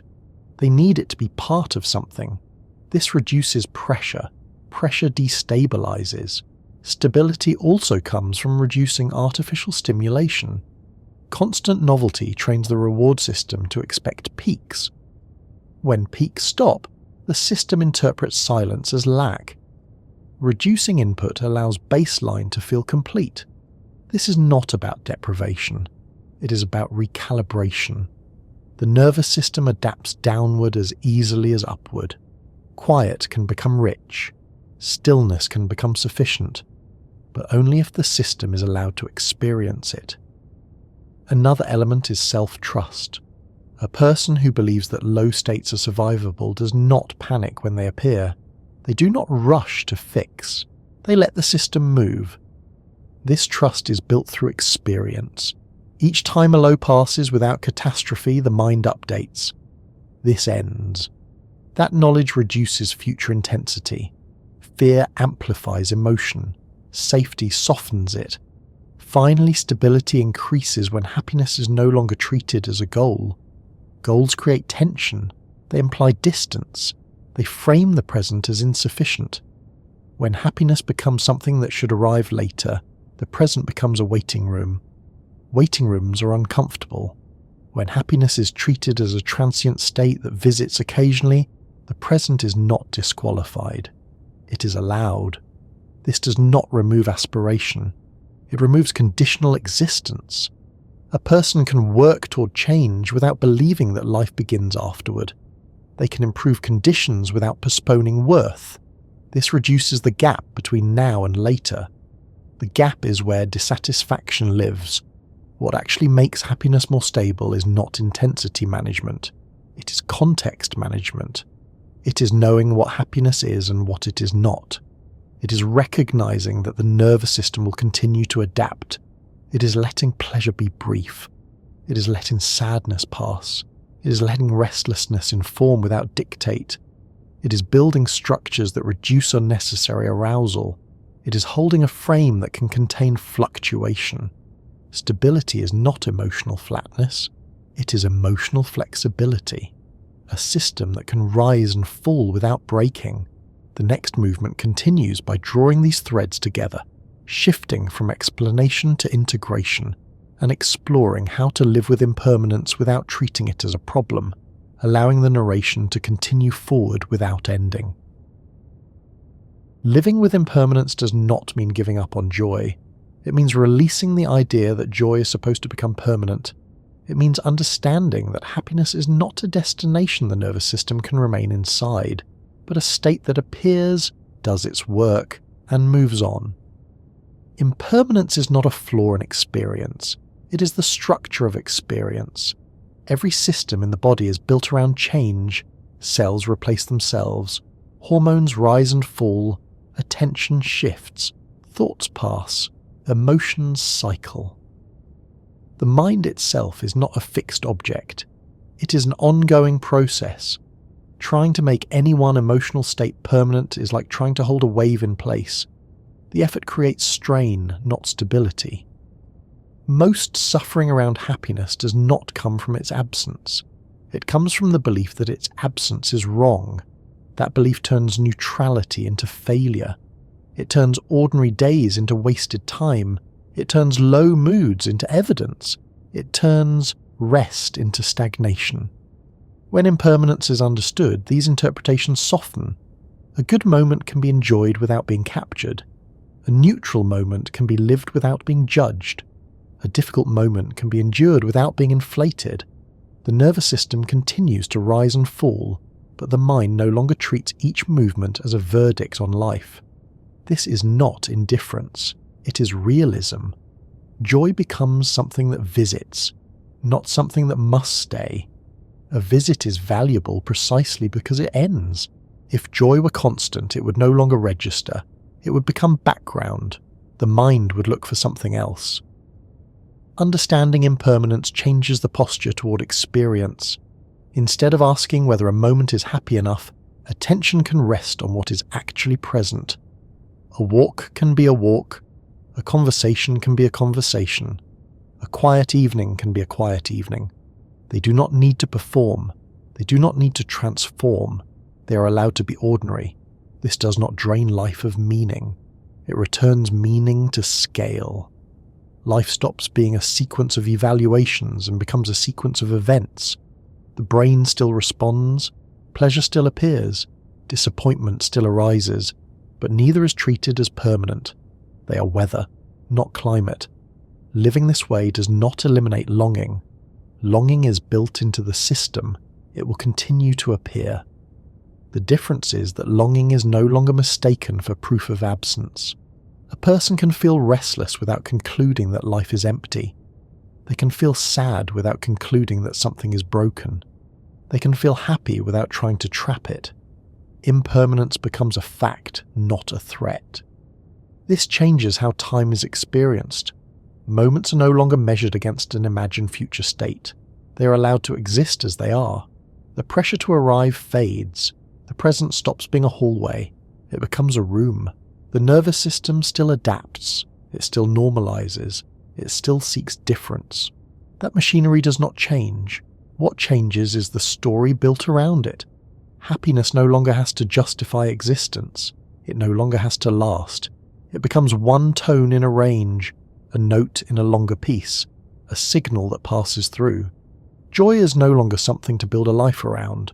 It is something to recognize when it arrives. This does not make life smaller, it makes it workable. A person no longer waits for the right feeling to begin living. They live, and feelings move through that life. Impermanence stops being a problem to solve. It becomes the condition that makes experience possible. Without change, nothing would register. Without return, nothing would stand out. Happiness exists because it does not stay. If it stayed, it would lose its name. And so life continues in motion. Not toward a final state, not toward emotional resolution, but through cycles, through rises and falls, through ordinary days and bright ones, through calm and tension, through presence and longing. Nothing has to be held, nothing has to be finished. Joy appears when it does, it leaves when it does, and in between there is living. And so this long thread about happiness comes to a resting point, not because the subject is finished, but because your mind no longer needs more structure to hold it. Everything you've heard is already happening inside you. The rising and fading of feeling, the way excitement becomes normal, the way restlessness appears in calm, the way joy visits and leaves. None of it is broken, none of it is accidental. It is simply how a human nervous system moves through time. Happiness was never meant to be a permanent climate. It was meant to be weather, a signal, a brief alignment between expectation and experience. It arrives, does its work, and gives way to something else, not as a punishment, not as loss, just as part of regulation. When this is understood, the chase loosens, the pressure eases. The present no longer has to compete with an imagined future or a polished past. A neutral day can be enough. A quiet hour can be complete. A low moment can pass without becoming a story. Nothing here asks you to feel differently. It only invites you to interpret differently. Feelings will continue to change. That is not a problem to solve. It is the shape of being alive. You don't need to hold joy. You don't need to make it stay. You only need to recognize it when it appears and let it move when it goes. And in the space between those movements, there is breathing and weight and time moving forward at its own steady pace. That is already enough to rest inside.